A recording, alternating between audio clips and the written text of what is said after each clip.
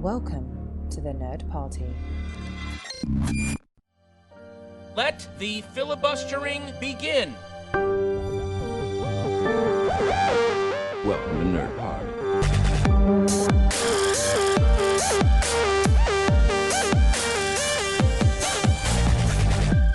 Hello and welcome to Filibuster here on the Nerd Party Network. Joining me is the licorice to my pizza, Dallas King. Dallas, how are you? I'm as controversial, even more controversial than pineapple, apparently.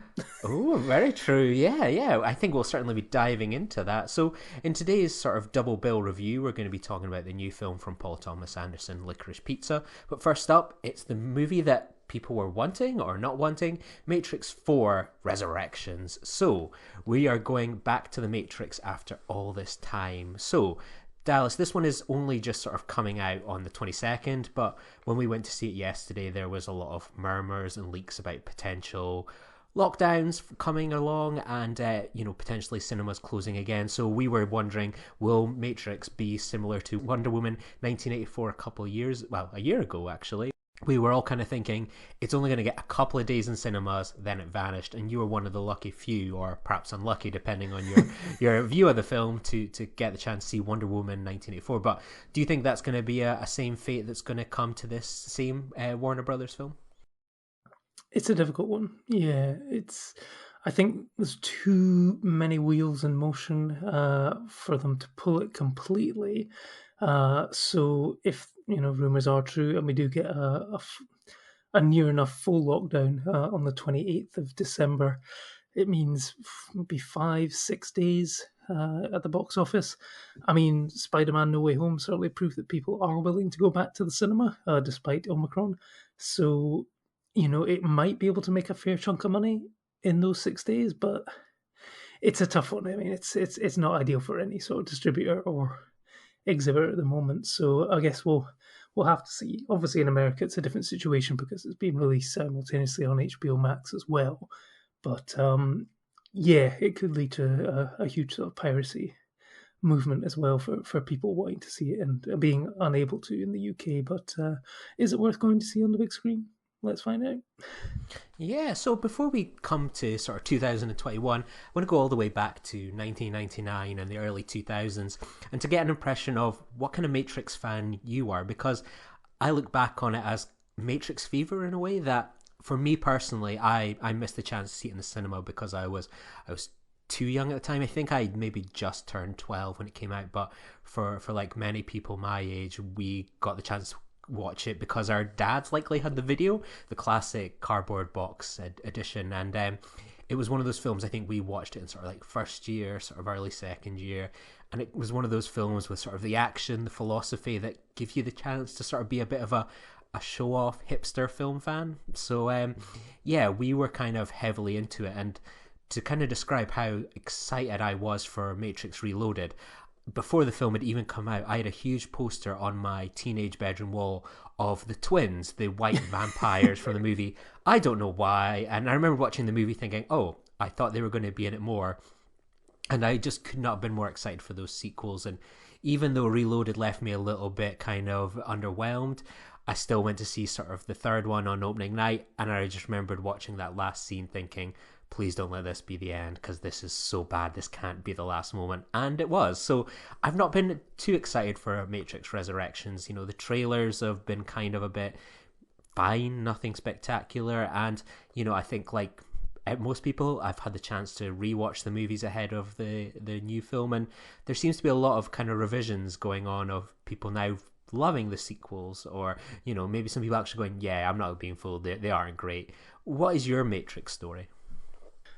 Well, I mean, my Matrix story was almost sort of finding the film by accident in a weird way. I'm thinking back to the sort of summer of '99 and Phantom Menace fever, and back in the day when it was 35mm print, so you had a limited number of screenings, so therefore you needed to book in advance, and it was this huge thing that tickets would go on sale at midnight at Cineworld down the beach. but you couldn't book online back then, so you actually had to be there. So I was like, oh yeah, I'm going to be there. And I got there really early, expecting like a massive queue. There wasn't, so I went to see a film that was just on, and that film was The Matrix, and I came out going, bloody hell, that was good. And yeah, it turned out to be a lot better than Phantom Menace, but that's another story. So yeah, I mean, I was a huge fan. Didn't quite get to the level of sort of walking around Aberdeen in sunglasses and a long leather jacket, but appreciate the film. It became my go-to. I think the first film I got on, it was actually the reason I got a Blu-ray, not a Blu-ray player, DVD player. That's how old the films. And it would always be the film that I would use to test my surround sound setup whenever I was moving it around the house or moving house. I'd always put it on to make sure that the speakers were working and you could hear the bullets clinking during the lobby fights. So yeah, I was excited for the sequels. I mean, I think I enjoyed Reloaded on first watch, even in spite of the sweaty Zion orgy. Revolutions, very disappointed in that one. But I rewatched Reloaded recently on Netflix. I mean, that's something that Netflix seem to be good for at the moment. Certainly in the run up to Spider-Man, they've managed to collect all the other Spider-Man movies for you to watch in advance. And yeah, they did the same with The Matrix. And I was just shocked at how awful the CGI was on the Reloaded, particularly the fight between Neo and multiple Agent Smiths. It was just horrible. And I think it was one of those ones where it was kind of, they were unexpected success of the Matrix, and then they kind of sort of launched into these, making the two films back to back, and probably some corners were cut, and that was the result. In that, you know, the first film, the effects still hold up. It's just the sequels, not so much. Was I excited to see Matrix 4? I can't say I was ever clamoring for a film, but you know, the fact that 20 years on, we are actually now almost slaves to technology and plugged into mobile devices nearly 24/7. It did have a bit of an irony to it, I thought. And I was excited to see where it was going to go, because the trailer sort of hinted at a potentially rather meta take on it with, you know, there was scenes from the Matrix on in the background, and people were talking about going back to the Matrix. So, I mean, I was excited to see where the character of Thomas Anderson was, especially in the fact that, you know, it's not a spoiler, he died at the end of Matrix Revolutions. So, you know, how did they bring him back? What was going on? I was excited to see how that was going to work out, but, you know, I went in with muted expectations, I think it's fair to say. Yeah, I also shared those muted expectations. I think we both turned to each other before the film and went, so are you looking forward to this? The hype levels up anywhere? And it was kind of like, yeah, I think I was ready to be surprised. And I must say, you know, we're obviously going to dodge spoilers for this because, you know, it is getting a limited run in cinemas, and hopefully people can go support their big and small cinemas and while they still potentially have time. But yeah, I think for me that first quarter gave me quite a bit of hope. I was like, oh, this meta idea seems to be kind of interesting enough. It's subverting expectations in perhaps quite an interesting way. I don't like this whole concept that Neo is back in the Matrix as sort of this, you know, kind of struggling to sort of tell the difference between real life and this game that he had previously developed, which was the Matrix trilogy. Kind of got me a bit interested in that they're going to develop a new Matrix 4, and like they're getting pressure from Warner Brothers to make it. It was kind of like a slightly more, you know, kind of philosophical take on Space Jam 2, but it was hard not to draw the parallels between the two. But for me, I think that first quarter was the strongest part of the film. It promised me something, it hooked me in, it gave me the idea that this could be something different. But I think once it kind of kicked off and we started moving between the Matrix and the real world again, it just sort of seemed to kind of run out of steam, and what felt like it should have been soaring climactic moments in terms of whether it was drama or action sort of just fell flat. Yeah, no, for me, the opening act, first act of the film, where Thomas Anderson is negotiating his way around between real life and what he perceives as him potentially going crazy or having a psychotic break. I mean, he's got an analyst where he sort of talks through his problems and stuff like that. And his experiences that he's had before, whether real or not, are bleeding into his everyday life, and that sort of stuff is great. The discussions around the Matrix being this entity in popular culture, and how they can build on it, what the mistakes that they can make and stuff like that. All that is really, really exciting stuff. But then I think I think it's not really supposed to say that obviously, we come out of the Matrix and back into the real world. And that for me was always the more boring sequences in the other films. There wasn't much of it in the first Matrix, but certainly there was a lot in Revolutions and Reloaded as well. And yeah, I mean, I kind of sort of 20 years on, you can almost see that Cypher had the right idea, and that ignorance is bliss, and life in the Matrix is much more interesting and exciting than life in the real world. And any time that we were not in the Matrix, it felt like a bit flat. Like you say, it felt a bit flat. I mean, there was discussion about bullet time in the film and how it was this amazing invention that, changed action sequences and stuff like that. And I was hoping for that, 20 years on, we would have a new equivalent of that. They said, we need the next bullet time. We didn't really get that. And it felt very much like a patch or something, they just took the existing programming and gave it a new skin and then tried to pass it off. And, I mean, some of it works, but some of it doesn't. I think the biggest flaw is in the villains. I'm not going to say who the villains are, but they just don't have the same presence as Hugo Weaving as Agent Smith. I think, they've made such a big deal about bringing Neo back, bringing Trinity back, but Agent Smith and Hugo Weaving's version of Agent Smith is really as integral, I think, to the success of the Matrix as those two. So it was disappointing not to see him or to have anyone on the same sort of level as him. Obviously, other characters come back in different forms, but again, it's probably too much of a spoiler to talk about how and why. So I mean, we'll avoid that. But I think I know what you're saying. That there's one particular moment at the end where it feels like we're currently sort of seeing this at the moment, where audiences in Spider-Man No Way Home are marking out big time for the return of certain characters or callbacks and references to other moments. There's a moment which feels like it's charged to get a huge audience reaction, and it's fair to say it didn't get that kind of reaction at the press screening. At a full cinema, it might go. It'd be interesting to see how that plays out with an audience, because that one fell a little flat. But it was, I enjoyed my time. It was just it wasn't what I was wanting, And forget your blue pills, red pills. The bitterest pill to swallow is that after all this, it just wasn't all that great.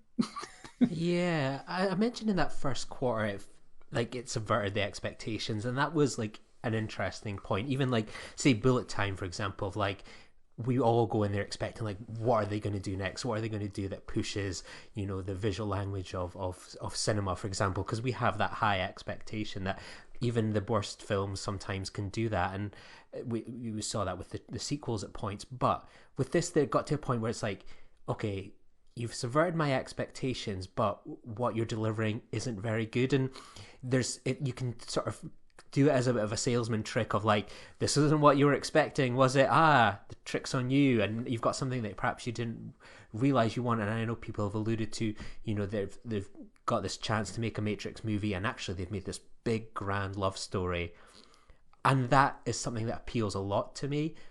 But ultimately, I'm happy with that expectation being subverted, but you have to actually deliver a good grand love story, and it had some interesting ingredients to do that, but ultimately it fell flat. And even with the action, you can say, oh, we're actually not going to push the boundaries, or we're going to subvert the expectations, but perhaps when your big action climax is essentially just someone constantly just going, stop bullets, stop bullets, stop bullets, stop rockets, stop bullets, over and over and over again, it just doesn't actually pack much of a punch and just ends up being disappointing. And I came out thinking, yeah, that was a solid enough 3 out of 5. It was decent enough.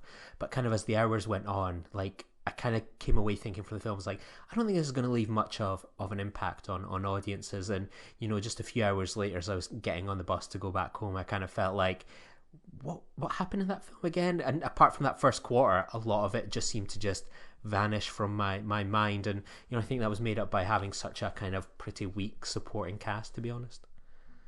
Oh yeah, I mean, I honestly couldn't name any of the new characters whatsoever, and yeah, I mean, I think everyone who's new was almost set up to be almost like a new version of characters from the first film and stuff like that. But I mean, sort of Jessica Henwick did a decent job, but just wasn't really given enough, to differentiate her from any of the other sort of cyber punky type people from any of the other films. And yeah, I mean, at the end, it was kind of this sort of love story, and I know that they've still got great chemistry between the two of them. It just didn't quite connect in the way that I was hoping for, and yeah, therefore it was.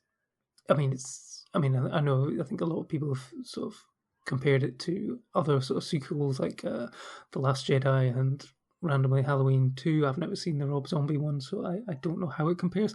But I know that there's like Last Jedi was, this is not going to go the way you think, and I think it does subvert a lot of expectations to the point where I expect it to be probably equally divisive between audiences. Some people will love it, some people will hate it for how it maybe sort of retcons original stuff, but for me, it just didn't do enough to build on it and make it different to what has gone before. And I think 20 years on, you need that. It's in the end, it felt a very sort of safe Matrix movie. It did what it did. I mean, there was some good elements like activating swarm mode on characters within the Matrix to become almost like a zombie horde.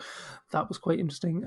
But again, yeah, it just didn't quite hit the mark for me, which was a shame, because I was certainly like a half an hour, 40 minutes in, I was thinking, wow, this has actually got the potential to be, really, really good. So it's going to be interesting to see how all those people who were clinging on and waiting, and I need to wait until I see Matrix Resurrections before I make my end of the year film lists. It's going to be interesting to see if it features anywhere. Yeah, so a film that it's safe to say expectations were much higher for me certainly, was the new Paul Thomas Anderson movie Licorice Pizza, which is the story of Alana Kane and Gary Valentine growing up and running around and going through the treacherous navigation of first love in San Fernando Valley in 1973, where Alana is 25 and Gary is 15 going on 16. So Dallas, I don't even need to tell anyone, I was hyped for a new Paul Thomas Anderson movie. What were your feelings for this one? Always look forward to a new Paul Thomas Anderson film. I mean, I think we've probably spoken on the podcast before. I mean, I wasn't the greatest fan of Phantom Thread. It had its moments, but I think something in it just sort of didn't click for me. This one did. This one was, I mean, I'd seen, I think, like the first trailer, the Life on Mars trailer. So yeah, very looking forward to it. I mean, there was a lot of research done on like the titles, because I remember at one point I think it was called Soggy Bottom, and then it was Licorice Pizza, and everyone's like, "What the hell's a Licorice Pizza?" And then when you find out, it makes perfect sense. I mean, well, of course, it's a record. It's a piece of vinyl, which flattened vinyl looks like a licorice pizza. So yeah, makes total sense. A licorice pizza, not one of those little licorice wheels that you get, the sweets, although totally expecting Universal to be sending them around to film critics to post on their social media promoting licorice pizza. But yeah, no, I was looking forward to it, not as much as you, but I was expecting good things, and it certainly delivered. It just left a huge smile on my face. It was just from the outset, the two of them, Cooper Hoffman, Philip Seymour Hoffman's son, and Alana Haim, perfect together, just wonderful chemistry. I have to admit, I've never listened to a Haim record, so I have no real idea who they are, but I know that you're a fan, so I'm sure you've got a different opinion on the film to me, but I thought that she was very, very good, and yeah, no, it was, I had a great time with this film. I would say that it's probably on the slight side. I mean, not much happens in terms of plot other than it's about two people, falling for each other. But sometimes, That's just what you need. Yeah, I as much as confident as I was going into Licorice Pizza, I kind of had something in the back of my mind since There Will Be Blood, which I left the cinema absolutely loving and have grown on to love even more in the past few years. I'd always kind of kept in the back of my mind that his last three films split my opinion when I watched them for the first time. When I saw The Master, probably my least favorite Paul Thomas Anderson movie. That was one I was really excited for, but sort of just felt a bit disappointed by. And Inherent Vice, I was looking forward to it. I think it's probably one of the best trailers of recent times. But again, it was a film that left me sort of disappointed. But on repeat viewings, I sort of learned to click with it. But I never loved it. And Phantom Thread, another film where I was like, couldn't have been more excited for it. And then I remember sort of leaving my first screen and going, oh, it's good.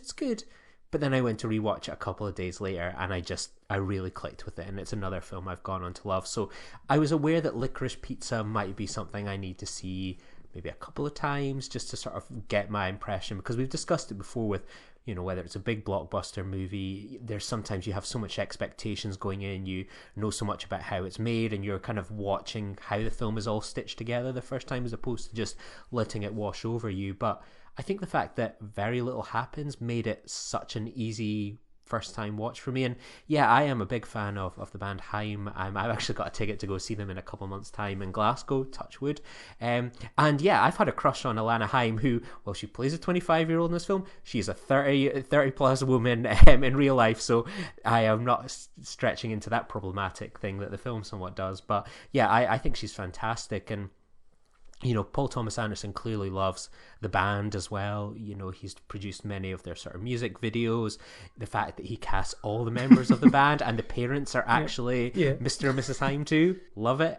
So yeah, and I also loved it as well. When I was watching it, it was like, I naturally love Alana Haim as an individual. I think the camera adores her. I kept watching all the time going, she dresses like my girlfriend, which was also just added a layer of confusion to my feelings towards this actress. So yeah, it was a really wonderful performance, and I was just came out of it going, I felt really happy with the film. And sometimes with Paul Thomas Anderson movies, you go on sort of like, you know, you can maybe get a Magnolia or a Boogie Nights where you come out of it physically and mentally exhausted at the end. You know, you go on this emotional journey, or There Will Be Blood, where it just builds and builds through decades of time. Whereas this, it just felt nice to, you know, it reminded me almost of, and I know it's a slightly lazy comparison, of something like Once Upon a Time in Hollywood, where I just was able to watch that film and just go, I want to be in that world and to relax into it. And you know, I think it's been impossible not to see some of the discourse about there's an age gap relationship in it, where there's this 25-year-old woman hanging around with a 15-year-old, and, you know, what the hell is all that about? I mean, I saw a great meme where it was like Licorice Pizza taking all these arrows in the back for Red Rocket to get away with it. I mean, Red Rocket has a relationship about a pornographic actor that is grooming a 17-year-old underage woman in America to star in pornography to provide his comeback. A very different film here. I mean, I think my key takeaway from watching the film is, you know, Alana Haim, who plays a character called Alana Kane, you know, I always find that quite funny when things like that happen, is that, you know, she's this sort of perhaps like insecure kind of young woman, and she sort of moves between different individuals looking for, it's not necessarily like affection or love, but that kind of attention that I think we all kind of hope for, you know, perhaps when we're in our early 20s, sort of moving out of sort of kind of, you know, our teenage years into our adolescence. And, you know, do we find these things in our friends or strangers or people that we meet?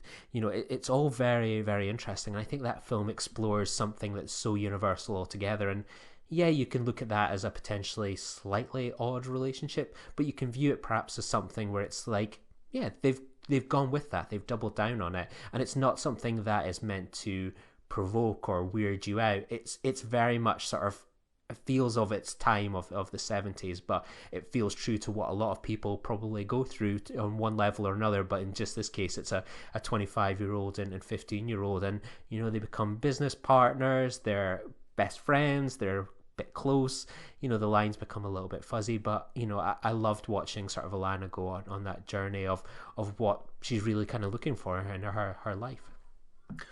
You know, I mean, the central relationship is Yeah, I mean it's addressed at the very beginning. She says, I'm 25, you're 15. It's never going to work, and but it's I think it's admirable that the film doesn't go down that romantic route.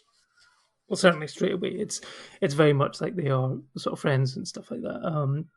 I mean, it sort of reminded me of like another film kind of set around the same time, so Almost Famous, where Patrick Fugit's character is sort of hanging around all these older girls, like Penny Lane and stuff like that, and he's obviously got like a huge crush on him, and it's obvious that Gary Valentine has a huge crush on Alana, but he's never sort of is able to act on it, and it reminded me of Almost Famous in the fact that it managed to just walk that delicate tightrope, shall we say? I mean, there has been another sort of discourse around the treatment of Asian characters. It is very awkward. It is very bad. I mean, again, it is played for laughs. I mean, it's a cheap laugh. It probably doesn't need to be there, but it is probably also kind of representative of the time. Did it need to be there? No, probably not. But it is what it is. But it was just like it sort of perfectly captured the world and the tone. I mean, he's always been very good at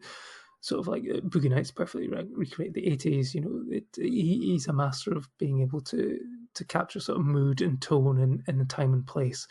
And like you say, it's a world that you will spend a lot of time in, to the point where I was sort of wondering if at one point he'd actually done like a Terrence Malick, and it was like, I was thinking, I'm sure Benny Safdie's meant to be in this film, and it's like for the longest time, he's not in this. Has his subplot been cut or something like that? But then he does eventually turn up, and you've got obviously there's a lot of talk about Bradley Cooper's turn as John Peters, potential best supporting actor. I was expecting him to be in it more. I think just because there was a scene in the trailer or something where he's smashing up a couple of cars with some tire irons or something. I thought he would got a second scene after his first sort of big scene with Gary and Alana. I thought he was going to come back into it for a very specific reason, which didn't happen, but I'm not going to spoil the reason why. But he was sort of very entertaining in that. So I mean, it's a very well rounded cast. Sort of features some regulars who pop up here from time to time. But I think the strength of it is down to these two and the great chemistry that they've got. And I mean, yeah, Cooper Hoffman is clearly a chip off the old block. He's clearly inherited his father's talents, which is great. Yeah, absolutely. I mean, for his first ever role, I just couldn't stop watching him. Just like his mannerisms, his acting. There's so many films like this where, what film I think this would make a good double feature with? Sing Street, where it's about that sort of dorkish kind of weirdo that kind of goes like, how do I impress this older woman, impress her? I'm going to make a band, and of course we'll get her to be the model.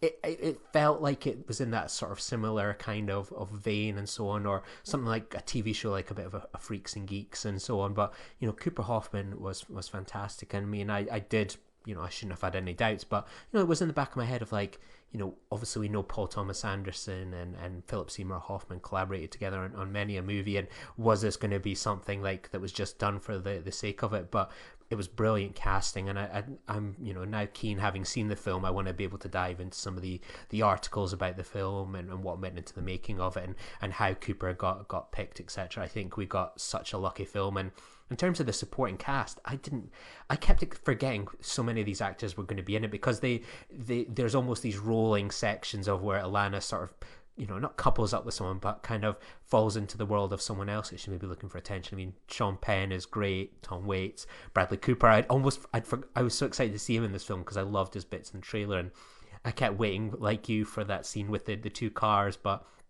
when he came along, and then Benny Safdie came along, it just always helped just the film continue to kind of roll and keep me engaged. And yeah, it's one I really can't wait to go back into that world. And I think it's going to be a film I'm going to enjoy, and I mean it in the best possible way, when I own it, just being able to just put it on and watch it and escape into that time and place. I thought it was fantastic. Yeah, no, I mean the cast. I mean, I know what you're saying. The casting of Cooper Hoffman. Was it was it the right call? Was he the best person for the thing, or was it?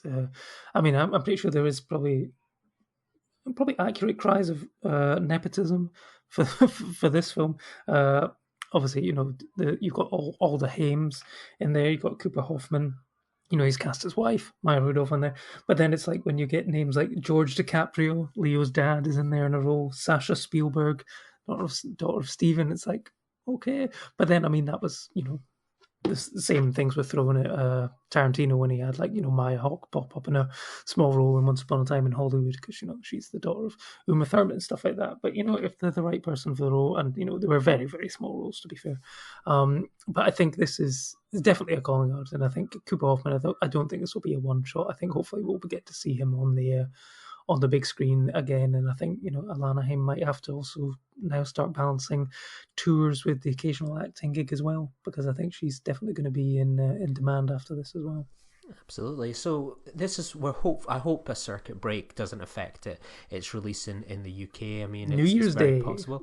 Yeah, I think my main hope for people, and I know the Souvenir Part 2 comes out in there, and that's a film we'll dive into when we get the chance on the A24 project. But I think we've all seen sort of the headlines about Spider-Man and such, like, the incredible numbers that's done in the cinemas and what a boost that's been. But films like Licorice Pizza are also the lifeblood of cinemas, and I hope if whether it's in America or it's safe to do so here, that people go along and support films like this, Souvenirs 2, West Side Stories, new Del Toro films, Nightmare Alley, etc. Go along and support these films, because we need that sort of balanced film diet, and films like this, it's so important that we get them, and the cinemas that will often show these films and give them great screen times are the cinemas that are going to really rely on our help and patronage. So please do see this film if you feel safe to, and you can down the line. Exactly, because there's only, say, like 3-4 Marvel films that come out a year, so there's a lot of other weeks of the year that need filled up with other films, and so we've got to support all films that get into the cinema, not just the big ones. And that goes, I'm talking to you cinemas who are apparently, certainly in America, cancelling screenings of Nightmare Alley and stuff like that to make way for more Spider-Man movies. I understand why you've done it. It's been a very tough couple of years, but there's not always going to be a Marvel movie out to do that. So you need to make sure that you screen everything, because clearly a lot of people are going to see Spider-Man, but not everyone wants to go and see Spider-Man. So yeah, choice. It's a multiplex. You've got 10 screens. You can at least give 2 to 3 over to everything else. Absolutely. So join us again soon as we kind of wrap up 2021 by picking some of our favourite films of the year. I think if you were a betting man, you would get some incredible odds on Licorice Pizza being in my top tier. So hopefully there'll be some surprises for you next week. And thanks everyone much for listening, and have a happy holiday. Bye. Join the revolution. Join the Nerd Party. Welcome to Nerd Party.